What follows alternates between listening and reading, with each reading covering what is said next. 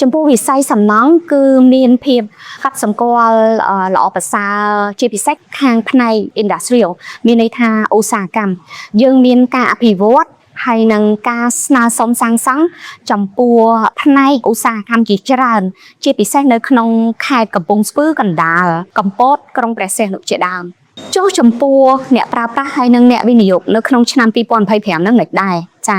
អញ្ចឹងមានការផ្លាស់ប្ដូរខ្លាំងមែនទែនបើសិនជាមើលទៅលើទីផ្សារអ្នកប្រើប្រាស់ចាកាលពីមុនអ្នកប្រើប្រាស់គឺគាត់ជា speculator មានន័យថាអ្នកវិនិយោគដែលទិញលក់នៅក្នុងរយៈពេលខ្លីប៉ុន្តែនៅក្នុងឆ្នាំ2025គឺមានភាពខុសប្លែក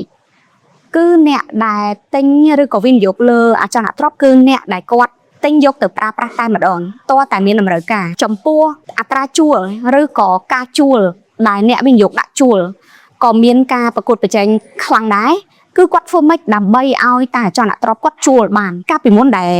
តើតា return រហូតដល់7 8បានគាត់ជួលប៉ុន្តែឥឡូវអត់ទេគឺត្រឹម5 6ក៏គាត់ជួលដែរអញ្ចឹងមានការប្រកួតប្រជែងក្នុងការជួលគាត់ផ្ដោតទៅលើធ្វើម៉េចឲ្យមានចំណូលពីការជួលអចលនទ្រព្យរបស់គាត់មកវិញបានចា